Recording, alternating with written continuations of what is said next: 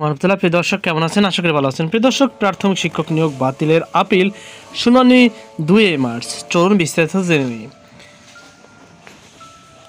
প্রিয় দর্শক, ঢাকা ও চট্টগ্রাম বিভাগে সরকারি প্রাথমিক বিদ্যালয় সহকারী শিক্ষক পদের 6,500 প্রার্থীর নিয়োগ বাতিল করে হাইকোর্টের রায় বিরুদ্ধে আপিল শুনানি আগামী 2 মার্চ মঙ্গলবার আপিল বিভাগের চেম্বার বিচারপতি মোহাম্মদ রেজাউল হক শুনানির এ তারিখ নির্ধারণ করেন।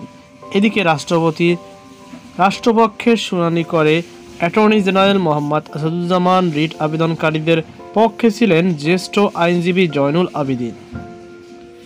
এদিকে প্রাথমিক ও গণশিক্ষা উপদেষ্টা অধ্যাপক বিধান রঞ্জন রায় পোদ্দার বলেছেন, শিক্ষক পদে নিয়োগ বাতিল হওয়া প্রার্থীদের বিষয়ে সহানুভূতি থাকলেও আদালতের মামলা চলায় প্রশাসনিক কোনো উদ্যোগ নেওয়ার সুযোগ নেই। মঙ্গলবার জেলা প্রশাসক সম্মেলনের একটি অধিবেশনে অংশ নেওয়ার পর ওসমানী স্মৃতি মিলনায়তন সাংবাদিকদের মুখোমুখি হয়ে তিনি এ বিষয়ে কথা বলেন। উপদেষ্টা বলেন, আইনি কাঠামোতেই আমাদের কাজগুলো করেছি, সেই হিসাবে তারা যেটা চাচ্ছেন তাদের সঙ্গে আমাদের সহানুভূতি রয়েছে, কারণ আমরা মনে করছি আমরা আইনসম্মতভাবেই করেছি।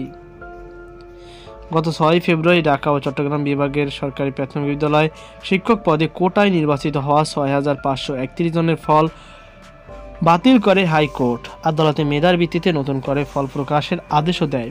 সেদিন রাত থেকে আন্দোলন চালিয়ে যাচ্ছেন নিয়োগে বাতিল হওয়া প্রার্থীরা। তারা রাজধানী বিভিন্ন কর্মসূচি পালন করছেন। তাদের টানা আন্দোলনের মুখে এই রায় পুনর্বিবেচনার জন্য আপিল করে প্রাথমিক ও গণশিক্ষা মন্ত্রণালয়। এর আগে 30 চাকরি প্রার্থীর করার এক রিট আবেদনের প্রাথমিক শুনানি শেষে গত 19 নভেম্বর হাইকোর্ট বেঞ্চ রুল সহ নিয়োগ প্রক্রিয়া 6 মাসের জন্য স্থগিত করার আদেশ দেন। ফলে 6,531 জন প্রার্থীর নিয়োগ আটকে যায়। গত 6 ফেব্রুয়ারি সেই রুলের উপর রায় দেওয়া হয়। তারও আগে 2024 সালের 28 মে সরকারি প্রাথমিক বিদ্যালয়ের সহকারী শিক্ষক পদে ঢাকা ও চট্টগ্রাম বিভাগের জেলাগুলো 3 পার্বত্য জেলা ছাড়া মৌখিক পরীক্ষা সহ নিয়োগ প্রক্রিয়া 6 মাসের জন্য স্থগিত করেছে হাইকোর্ট। এরপর মৌখিক পরীক্ষা গ্রহণের সংক্রান্ত হাইকোর্ট যে স্থগিতাদেশ দিয়েছিলেন, আপিল বিভাগ তা খারিজ করে দেয়।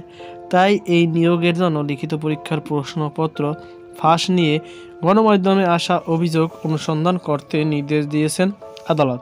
এ পরিপ্রেক্ষিতে মৌখিক পরীক্ষা নেয় প্রাথমিক শিক্ষা অধিদপ্তর। এরপর 31 অক্টোবর নিয়োগ পরীক্ষার চূড়ান্ত ফল প্রকাশ করা হয়। এতে উত্তীর্ণ হয় 6,531 জন প্রাথমিক শিক্ষক অধিদপ্তরের ওয়েবসাইটে এ ফল প্রকাশ করা হয়। তো প্রিয় দর্শক, এই ছিল আমাদের সর্বশেষ আপডেট। সকল বান্ধব আল্লাহ হাফেজ।